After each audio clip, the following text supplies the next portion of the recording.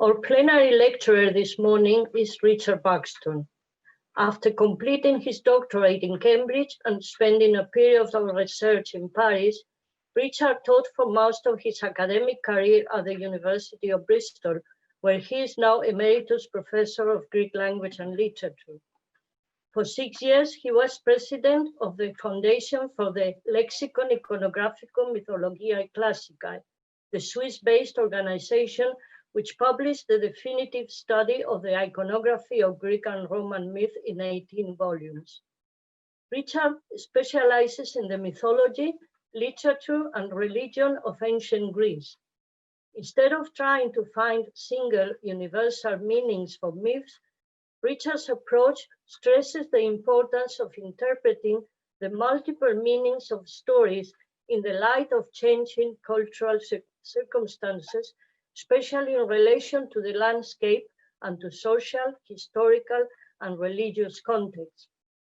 Among Richard's many books are Imaginary Greece, The Complete World of Greek Mythology, and Myths and Tragedies in the Ancient Greek Context. His books have been translated into 13 languages. Richard recently co-authored a book entitled Cyclops, The Myth and Its Cultural History, Oxford University Press 2020. Since the other co-author was me, I've had a chance to see at first hand during nearly 10 years of research for this book, how Richard's imaginative and meticulous approach can illuminate the material he works with. The title of his lecture today is Greco-Roman Myths and Science Fiction, Patterns of Sameness and Difference. Thank you. Thank you, Mercedes. First and foremost, I'm delighted to be able to participate in what promises to be a marvelous conference. The organizers, Jose Manuel, Antonella, Adrian, and all who've been working with them have performed stupendous Herculean labors to put all this together in the face of unprecedented difficulty. As for being invited to give a plenary lecture, that's a really great honor.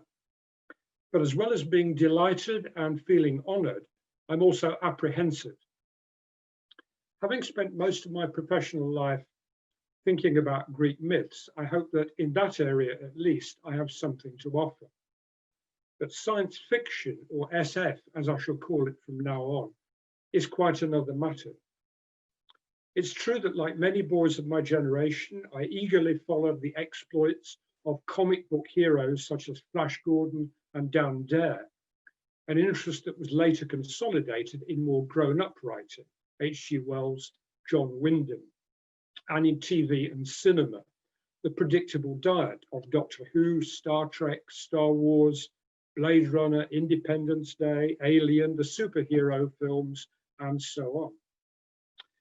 But that interest has been sporadic.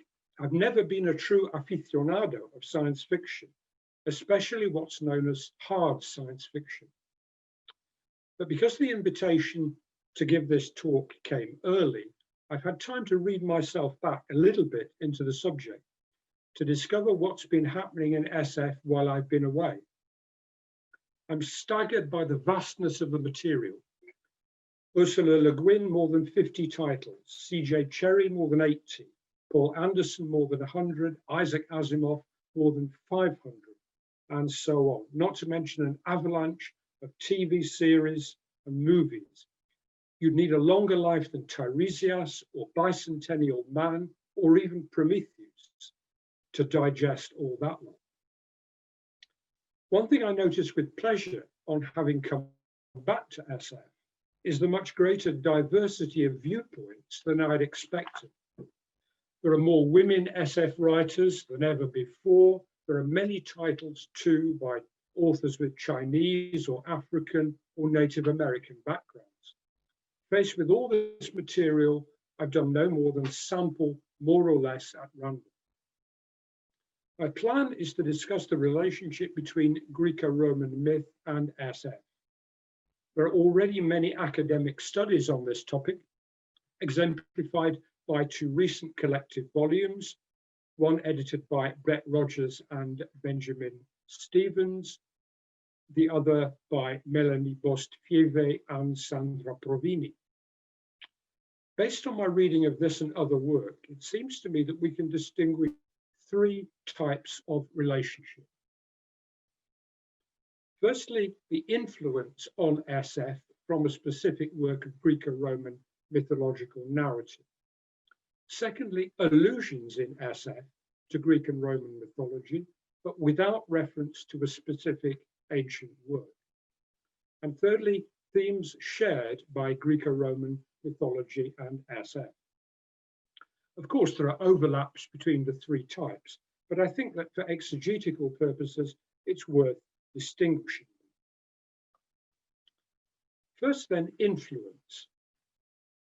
The best known case, of course, is Homer's Odyssey, Isaac Asimov's story David's Star Space Ranger, Brian Stableford's Dies Irae trilogy, various episodes of Star Trek, the cult French-Japanese cartoon series Ulysses 31, Kubrick's 2001, with its one-eyed cyclopean computer HAL. The list is very long. A great deal of academic work has been done on the topic, and of course we're all looking forward to Luis Urteta's plenary lecture on the same topic, so I won't dwell on it now. Less often studied, but no less important, is the influence of true history by the 2nd century AD satirist Lucian, born in Syria under the Roman Empire.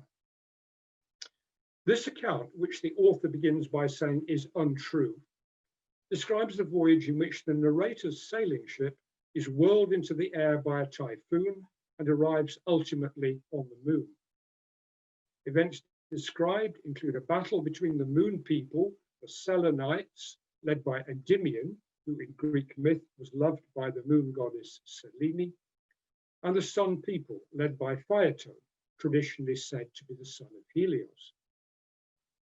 But Lucian isn't retelling a Greek myth, he's ostentatiously playing with mythology.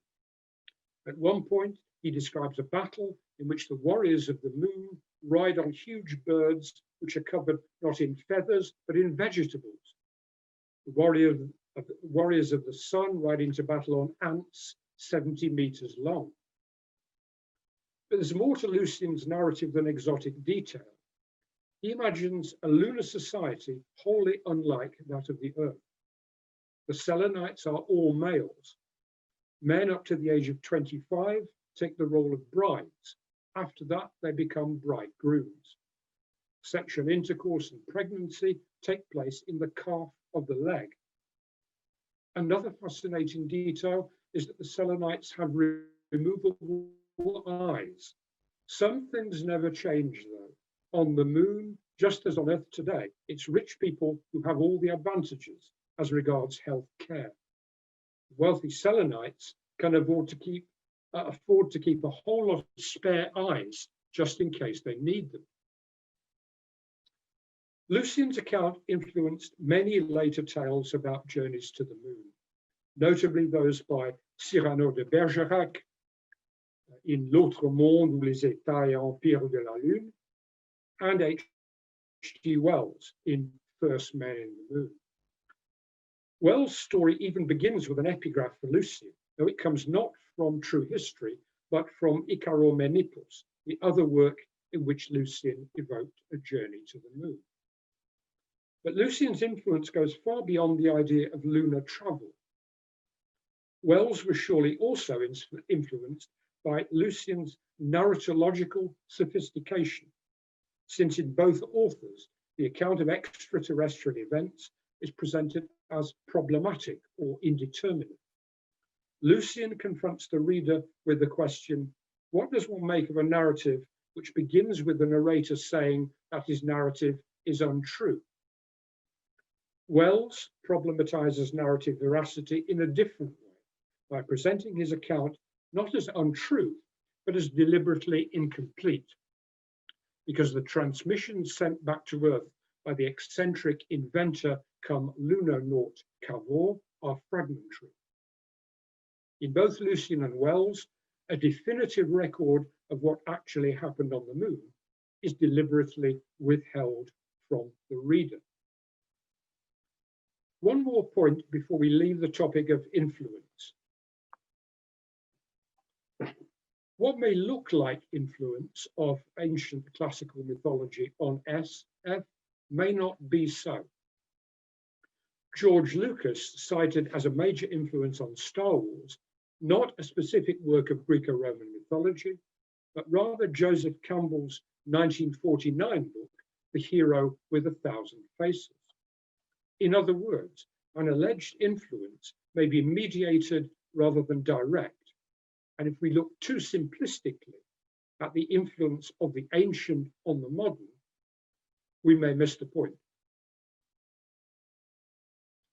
If one type of relationship between Greco-Roman myth and SF is influence, a second type is allusion, by which I mean allusion to a myth, but without reference to a particular ancient work.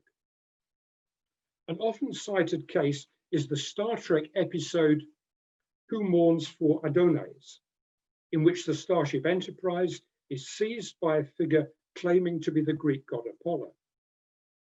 Captain Kirk and Dr. McCoy suggest that the Greek gods were actually aliens who visited Earth. They were assumed to be gods and were therefore worshipped. When the Greeks got fed up of worshipping them, these supposed gods withdrew and went home. A more recent example of allusion is the Ridley Scott movie Prometheus, the fifth in the Alien franchise. The allusion to the Titan of Greek mythology seems to be intended to lend a note of portentous prestige to what appears, to me at least, to be a rather tired reworking of the original and highly innovative Alien movie. More blood and guts, but fewer ideas. You may, of course, disagree. More imaginatively impressive than either the Star Trek Adonais episode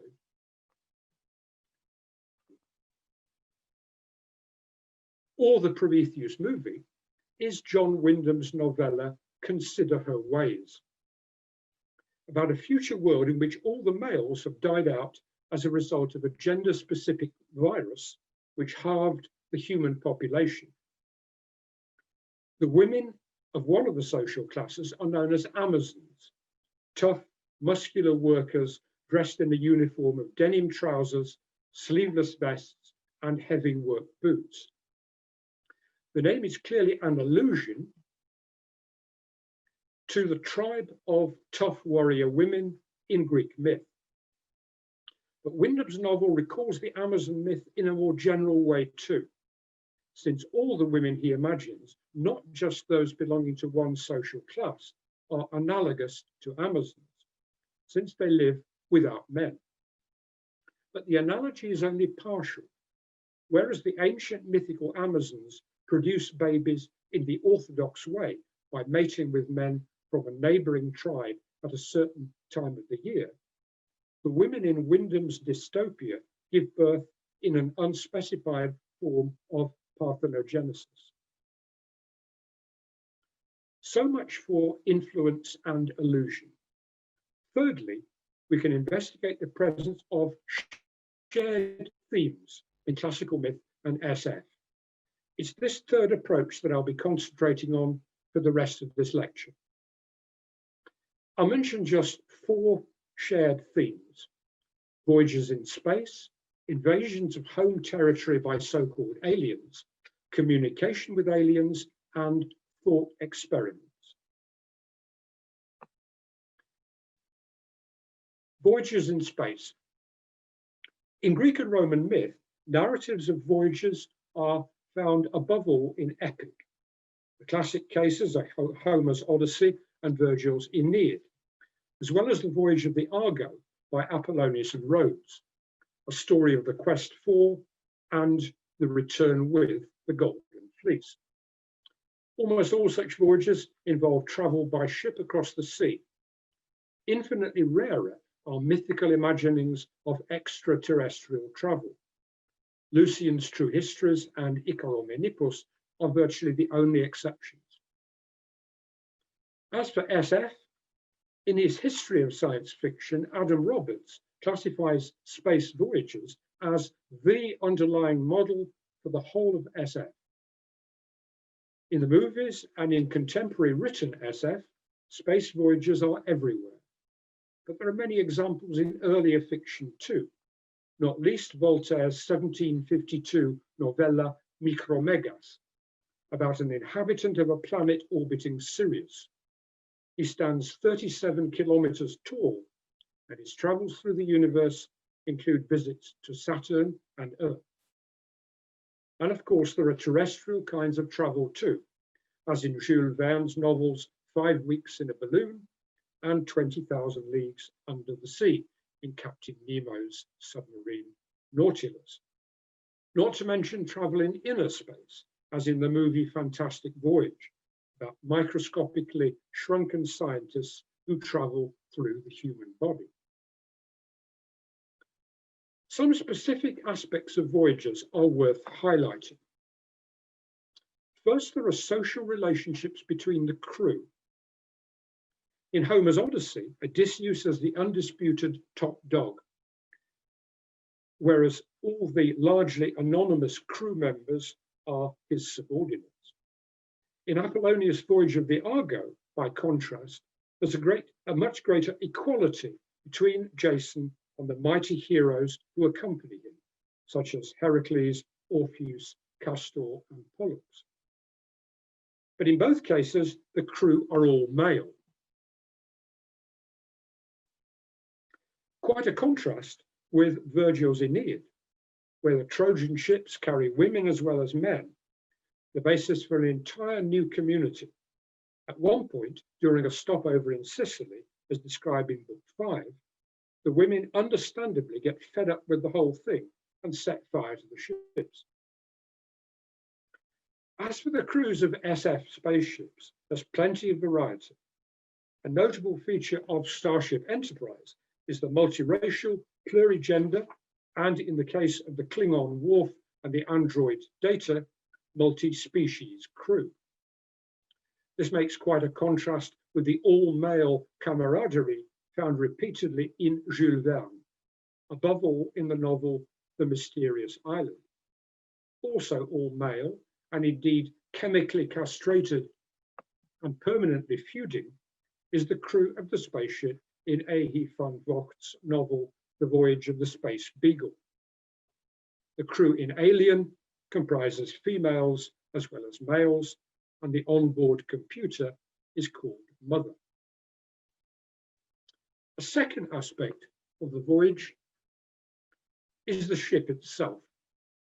In both myth and SF, there's repeated emphasis on the need to repair it, maybe even, if it's destroyed, to construct a replacement, as Odysseus constructs a raft in the Odyssey. Perhaps the most remarkable ship in the whole of world mythology is the Argo, built under the direction of the goddess Athena. In its prow, it incorporates a miraculous piece of wood from Zeus' sacred oak tree at Dodona. This piece of timber had the power of prophetic speech, a reminder of one of the crucial features of Greco-Roman myth, namely the presence of the gods as serious players in the action. As for the spaceships in SF, Han Solo's Millennium Falcon is a memorable combination of shabbiness with lightning speed. But unlike the Argo, there's nothing divine about the Millennium Falcon. As so often in SF, what's important is the engineering.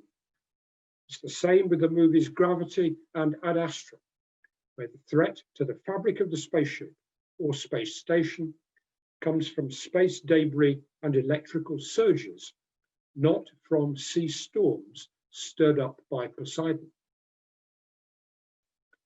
A third aspect of the voyage is food. In SF, you usually take your food with you, whether in the form of pills or something else. More riskily, you consume food from the places you visit. H.G. Wells' First Men in the Moon eat peculiar mushrooms and suffer hallucinatory consequences. In the Odyssey, the Argonautica and Virgil's Aeneid, little is said about any food the crew may have taken with them, since they stop off along the way and eat what they can find. But in myth, just as in SF, eating what's available at various ports of call can be dangerous. Odysseus and his men steal cheese from the Cyclops, which provokes him into eating 6 members of the crew.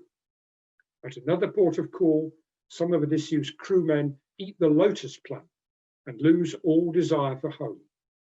At yet another stopping off point, the crew, against Odysseus' advice, eat the cattle of the sun god. The god swears vengeance, which Zeus carries out by causing a shipwreck from which only Odysseus survives. So, interrelationships between the crew, the ship itself, food. But the most fundamental aspect of the voyage is its purpose. One purpose is going back home. Homer's Odyssey is the earliest and arguably the most powerful examination of nostalgia in the whole of literature. Nostos is the Greek for a return home. Apollonius' Voyage of the Argo recounts first a voyage outwards to find the Golden Fleece, then afterwards the Nostos. But the sense of nostalgia is far weaker than in the Odyssey. In SF, a recent dramatization of the overwhelming force of nostalgia is the movie Gravity. Less obviously and more interestingly, the motif of nostalgia can be reversed so that it applies to the desire of an extraterrestrial being to leave the Earth and to return to his home. We're all familiar with the cinematic fairy story whose most famous words are, "E.T. phone home." Another purpose, the opposite of going home, is exploration. There are numerous Greek myths about heroes who choose to leave or are exiled from their home city and eventually establish colonial foundations, often at the prompting of a divine oracle, such as Cadmus' foundation of Thebes. Such myths are refractions of conditions in the real world of archaic Greece, where economic and political circumstances forced many to abandon their home cities under the pressure of reduced resources or unfavorable political conditions. From Roman myth, there's Virgil's Aeneid, in which Aeneas escapes from the destruction of Troy and after desperate struggles along the way, eventually founds a new community at Lavinium in Italy, once more under the guidance of divine oracles. In SF, exploration is more pervasive than it is in ancient myth. Sometimes we find it linked to a super-imperialistic ideology, as in Jules Verne. Star Trek, by contrast, there's much talk of the prime directive of non-interference.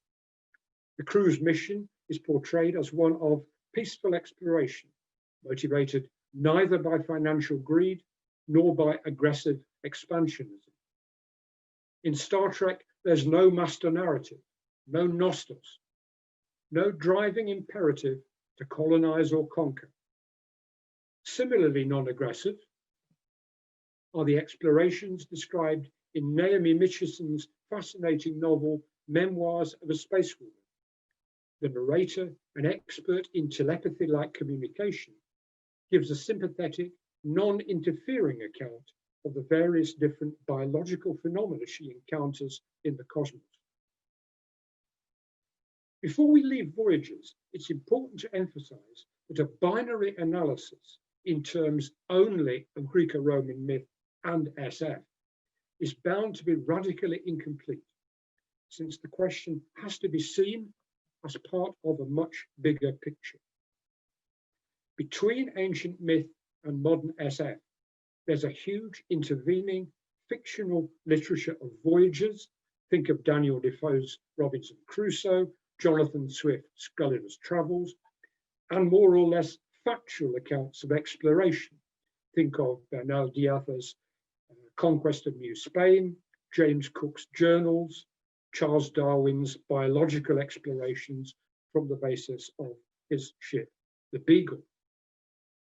Incidentally, Cook's journals devote a huge amount of time to food which the vessel has brought from home, food that the crew receives as barter from indigenous peoples, food which the crew acquires from hunting and fishing. Also central to Cook's journals is the question of maintaining the physical integrity of the ship. Historical literary narratives about fictional or factual voyages form an indispensable part of the background to understanding SF and a vital intermediate factor between classical myth and SF. After the voyage, I turned to my second theme, invasions of home territory by so-called aliens. In SF, the home territory that is invaded comes back repeatedly to the same places. The USA is dominant. In The Day the Earth Stood Still, an alien flying saucer lands in Washington. That fine movie, Invasion of the Body Snatchers, is set in a fictional town in California. The most iconic scene in Independence Day is the blowing up of the White House. An alternative to small towns or big cities in the USA is the rural English village, as in John Wyndham's The Midwich Cuckoos, though in H.G. Wells' War of the Worlds, the narrative includes also London. Most such invasions involve catastrophic violence, but not all do. Who can forget the romantic and optimistic conclusion to Close Encounters of the Third Kind? In The Day the Earth Stood Still, 1951, remade in 2008, the purpose of the alien invasion is more nuanced. In the 1951 original, the aliens convey a benevolent warning. Your choice is simple. Join us and live in peace, or pursue your present course and face obliteration. We shall be waiting for your answer. What about invasions by aliens in Greco-Roman myth? And I'm defining aliens here as individuals or groups perceived as in some way strange or unfamiliar, either physically or in terms of behavior. In myth, the theme of invasion by aliens is far rarer than in SF, if we're talking literally about an invasion of geographical territory. The best example is the invasion of Greece, specifically Attica, by the Amazons. The defeat of the Amazons became a centerpiece of Athenian political ideology, since it exemplified the prowess of the ancestors of 5th and 4th century Athenians. But in myth, the notion of invasion doesn't have to imply an invasion of Greek territory from the outside. It can also imply an invasion from one sort of landscape to another sort of landscape within Greece. From the perspective of the Greek city-state, the mountain or the sea is located outside. So anything that threatens the boundary between inside and outside can be perceived as a kind of invasion. The centaurs sometimes leave their dwellings in the mountains to bring barbarity to the civilized city, especially when they've had too much to drink. The monstrous bull in Euripides' Hippolytus, you can see down there, the bull conjured into being by the curse of Theseus emerges from the sea, another kind of invasion. A less literal type of invasion from outside is the invasion of the human psyche by a god. The wicked Thracian king Lycurgus rejected Dionysus' worship and even killed Dionysus' nurse with an axe. As punishment, Dionysus invaded his mind and sent him mad so that he killed his own wife and sons. There's a similar case in Euripides' play The Madness of Hercules, where prompted by the goddess Hera, the goddess of madness, Lyssa, here you see a vase illustrating her, invades the mind of Heracles and causes him to murder his own children. There you see a little dog symbolizing the rabies of her madness. There's a general similarity here with some works of SF in the theme of the invasion of the human personality, but there's also a crucial difference. In myth, a fundamentally important feature is the active and serious presence of the gods. My third theme is closely related to the second one, communication with aliens. Let's begin with Greco-Roman myth, and inevitably with Homer's Odyssey. Types of reciprocal behavior between Odysseus and the peoples perceived as alien or strange whom he meets along the way range from peaceful and ultra-civilized encounters, like that with the idyllic and wonderfully hospitable race of the Phaeacians, to encounters with monsters who use sickening cannibalistic violence, the Cyclopes, the Laestrygonians, Scylla. But the range of types of communication with aliens is far less varied. The monstrous Cyclops Polyphemus speaks perfect Homeric Greek, as do the equally gigantic and equally cannibalistic Laestrygonians. So also the hyper-civilized Phaeacians. The seductive Sirens too, for all their strangely hybrid biology as half bird, half woman, sing their song in impeccable Greek. One exception is Scylla, the six-necked, 12-footed monster who lives in a cave opposite the whirlpool, Charybdis. She barks like a dog, even if the volume is only as loud as the voice of a newborn puppy. In the Odyssean presentation of the voices of alien peoples, the options seem to be either to speak Greek like a native Greek, or to have the voice of an animal. Interestingly, Odysseus and his men never use an interpreter in their encounters with non-Greeks. The same goes for the Iliad, where the fictional convention is that Greeks and Trojans alike speak the same Greek. If we're looking for a mythical example of an alien creature with a really unusual mode of communication, the best place to look is not in Homer, but in Hesiod's poem Theogony. Here is how Hesiod describes the monstrous Typhoeus, perhaps the most formidable of all the opponents of Zeus. From his shoulders grew 100 heads of a snake, a fearful dragon with dark flickering tongues. And from under the brows of his eyes in his marvelous heads flashed fire. Fire burned from his heads as he glared. And there were voices in all his dreadful heads which uttered every kind of sound unspeakable. For at one time they made sounds such that the gods understood, but at another, the noise of a bull bellowing aloud in proud, ungovernable fury. At another, the sound of a lion, relentless of heart, and at another, sounds like whelps, wonderful to hear. And again, at another, he would hiss, so that the high mountains re-echoed. You feel that Zeus wouldn't have got very far with Typhoeus if he tried to use an interpreter.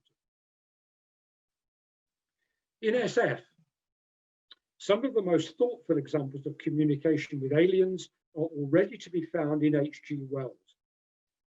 In The Time Machine, the time traveler gets heavily involved with the aliens he encounters in the year 802,701. He becomes very friendly with little Weena, one of the effete fairy-like Eloi, that has a desire to kill the unpleasant troglodytic Morlocks. No trace here of the Star Trek Prime directive of non-interference. As to communication, the Eloi speak a strange and very sweet and liquid tongue. The time traveler learns some nouns, demonstrative pronouns, and even the verb to eat, but he admits it was slow work. In The War of the Worlds, the niceties of language are irrelevant. It's a question of out-and-out violence between us and the Martians. They regarded this Earth with envious eyes, says Wells, and slowly and surely drew their plans up against us. But, adds the narrator, before we judge the Martians too harshly, consider what we have done in terms of the ruthless destruction of animals and other races. Wells' novel, First Men in the Moon, brings the emphasis back from pure violence to a mixture of violence and verbal communication. How do the first men, Bedford and Cavour, behave towards the 5-foot-tall, ant-like Selenites? Some with massively overdeveloped brains. Bedford uses violence, massacring many of them, but Cavour is more interested in communication. He suggests drawing a triangle, assuming Pythagoras' theorem to be a universal. The Selenites make fluting and piping noises. Some of them show incredible ability to master the principles of terrestrial speech. In post-Wellesian SF, there's a wide range of interesting permutations on communication with aliens.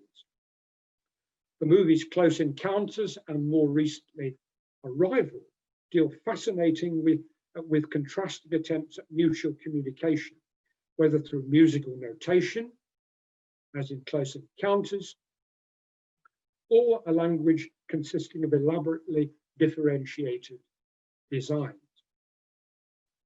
But there's no point in cataloguing examples. I prefer to emphasize something I mentioned earlier, that modern SF comes at the end of a long change of intermediate narrative modes. In this case, I have in mind narratives of interactions between so-called discoverers or explorers and those who had the good or bad fortune to be discovered. Among those intermediate accounts, many explore the question of communication. Here's Bernal Diaz in his 16th century conquest of New Spain.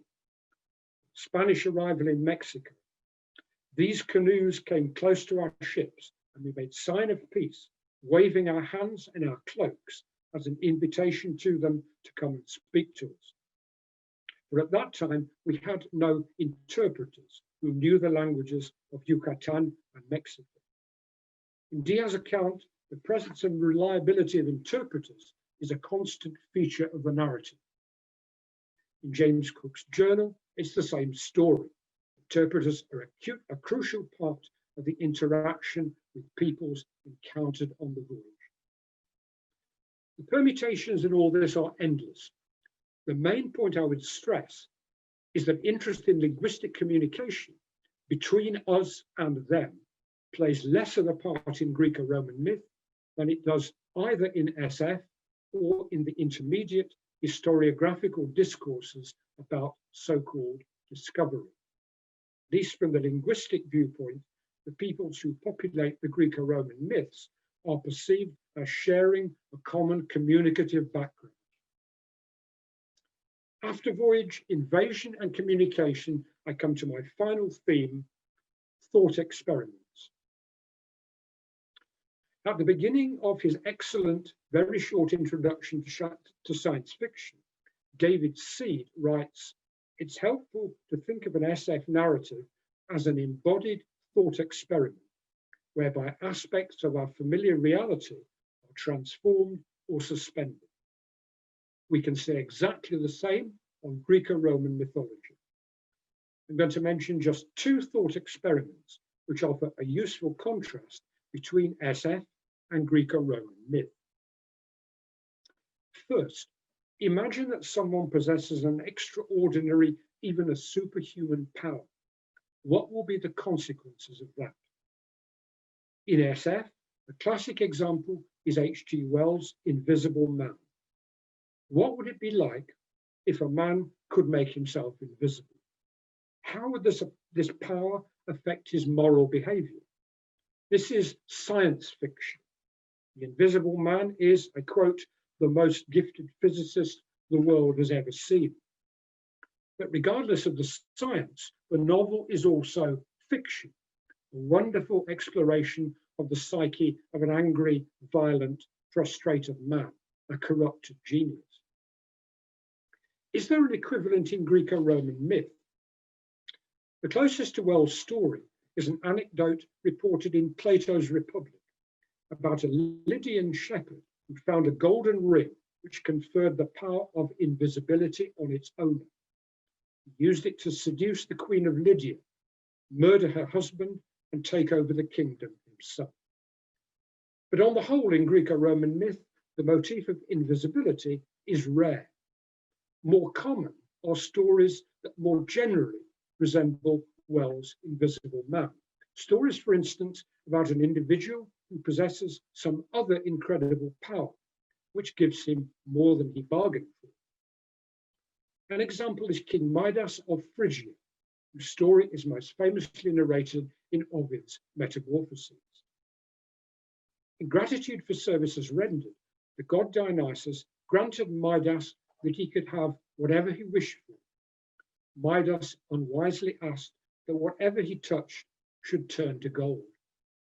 Just as the invisible man didn't anticipate having a problem with eating, because the food he had eaten remains visible inside him until he assimilates it, so that his invisibility is compromised. So Midas has an even worse problem. He can't eat anything at all because gold is rather indigestible. The contrast between the Midas myth and the story of the Invisible Man is also revealing. What differentiates them is, on the SF side, the importance of silence, and on the mythical side, the presence of a god, in this case Dionysus, a presence not marginal to, but central to the action.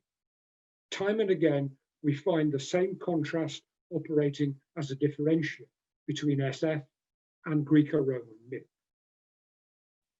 Finally, here's my second thought experiment. Imagine the possibility of travel into the future. What would the consequences be? This has been standard SF fare since H.G. Wells' Time Machine.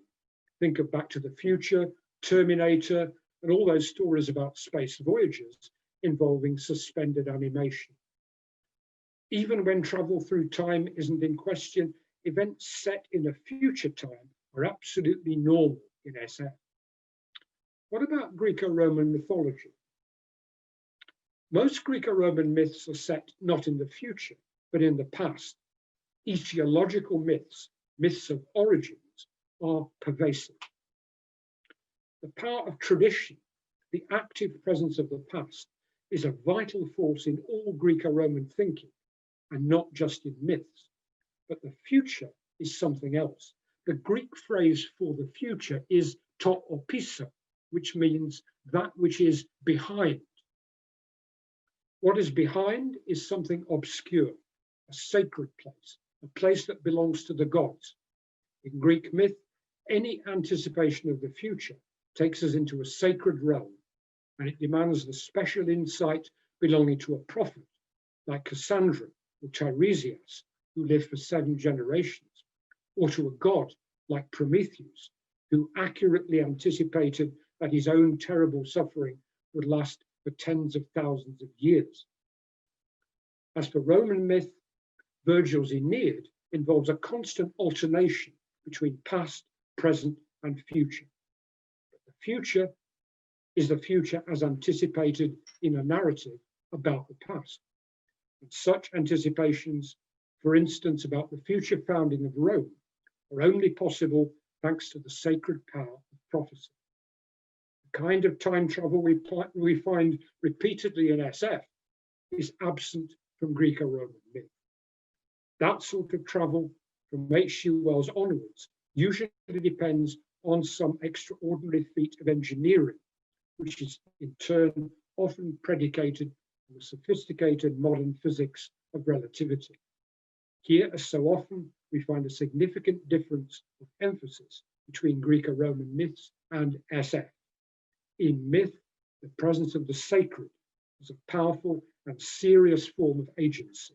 In SF, the role of extraordinary engineering in the context of futuristic physics.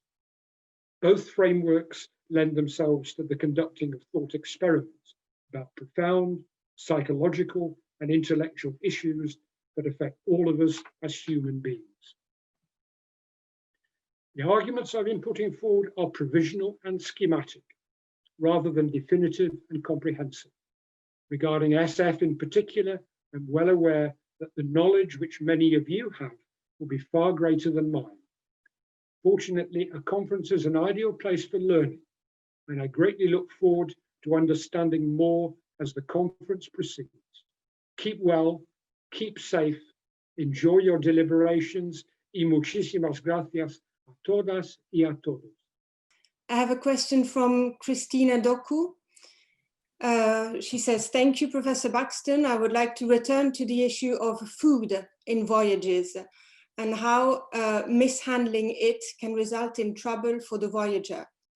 What about the case where the Voyager does not consume food, but is consumed as food by the aliens, as in the case of the Cyclops or Celia?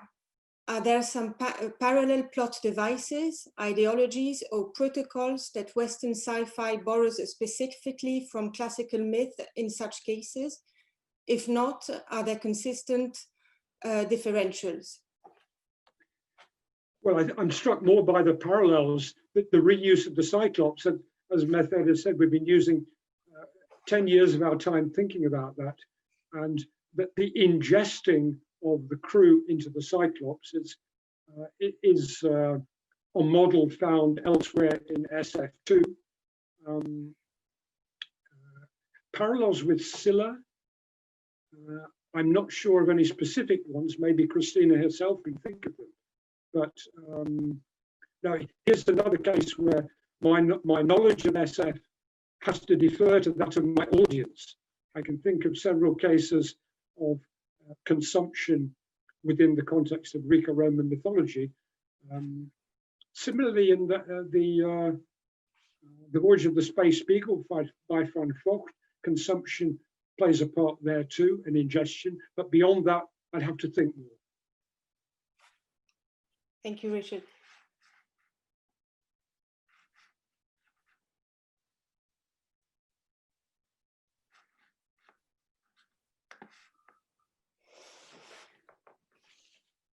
I have another question from Gerson. Dr. Buxton, a lot of the examples you cited share a sense of wonder and joy and exploration that seems incompatible with the very important concept of hubris, the arrogance of human beings and its negative consequences. Apart from the Invisible Man, can you think of any other examples where SF explores this?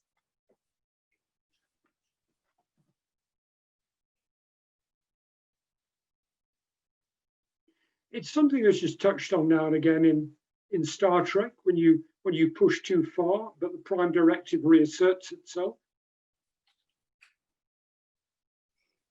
I'm trying to think. No, I'm sure there are, but nothing that comes to mind immediately. Sorry. All right.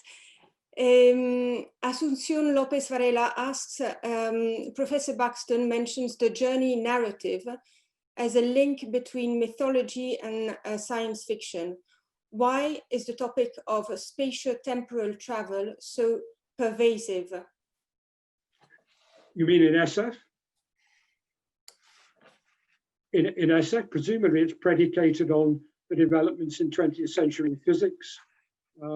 Since Einstein, I guess this is the notion of time warp, the notion of portals. Nothing comparable with that in ancient mythology. Time travel is forward-directed, backward-directed, sometimes as in the case of Prometheus, an amalgam of the two. And I guess that the reason this has become so prominent in SF is precisely because of not science fiction, but science fact. And authors of novels and makers of films and thinks of Matrix as well, trying to come to terms with fictional, factional implications of that strange world that we're in. I have another question from Maria Cristina Caruso. Thank you, Professor Buxton. Do you think that the cults of the Golden Age and the New Wave will be the new myths of contemporary science fiction? Postmodern science fiction? This is something I have to hand over to the rest. My My knowledge of science fiction as it is in the 21st century at the time we speak has been incredibly sporadic. What you say sounds highly plausible, but I would be only guessing if I had to predict. And I'm sorry, that's the best I can do. Thank you.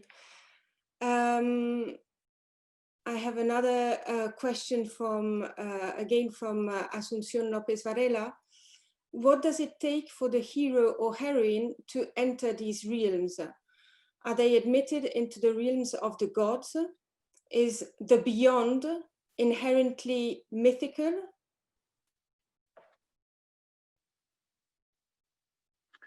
I was only talking about Greco-Roman myth. I can't generalize about myth more broadly. But the beyond is something which emphatically links both Greco-Roman myth, particularly it can be a beyond of the underworld, a bit beyond below the earth. It can be a world of death as well as a world of the future. I think also science fantasy, the beyond which the questers for returning the ring discover below the earth. I think that's the best I can do, I'm afraid. Equivalences between death, the future, and another world, which you find both in science fiction frequently and in Greco-Roman myth. Perhaps it would be worth reiterating what I said in that final thought, that it wasn't false modesty. I genuinely hope to learn from the conference, above all in relation to contemporary developments in SF.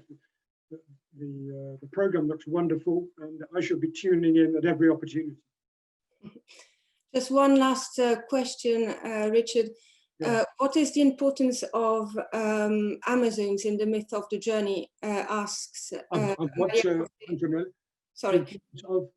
What is the importance of the Amazons in the myth of journey? Asks Maria José Bas Albertos. Well, the Amazons come from outside. They're often located in Turkey or in Scythia.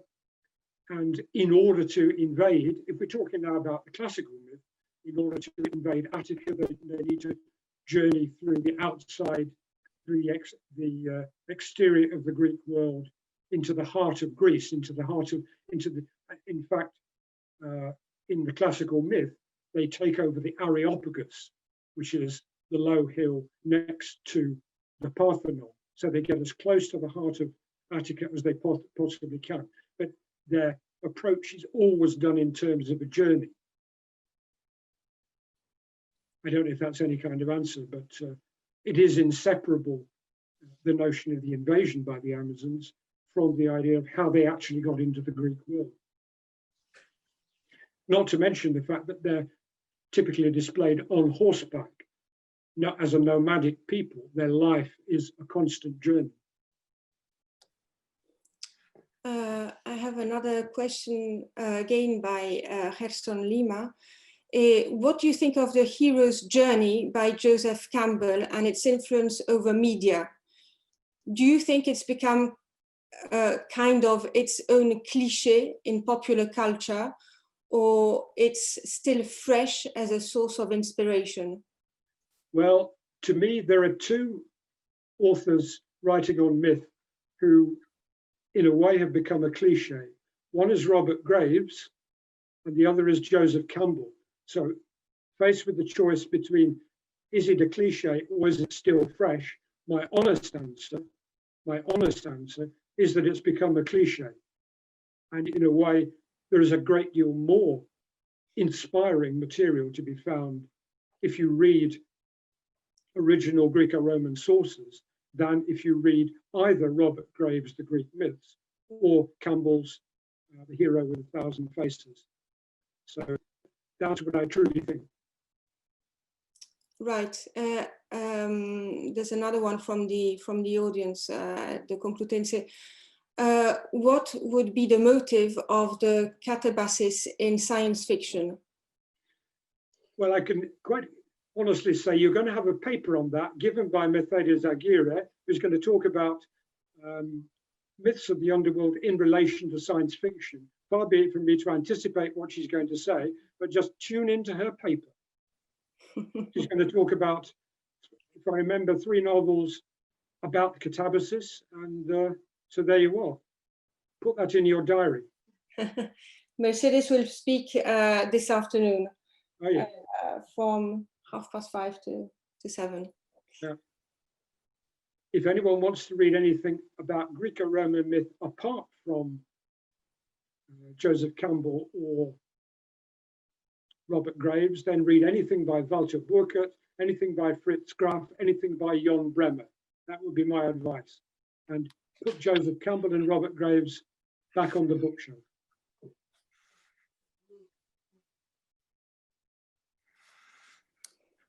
Mercedes has just handed that to me, which is a book about myths of the underworld in contemporary culture by Judith Fletcher.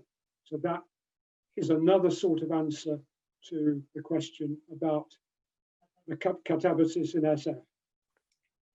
Oxford University Press, Judith Fletcher. Thank you very much, Professor Buxton. I think we will end this session now and have a little break before moving on to our next sessions online and on site. So thank you very much again. Thank you very much. Thank you, Antonio.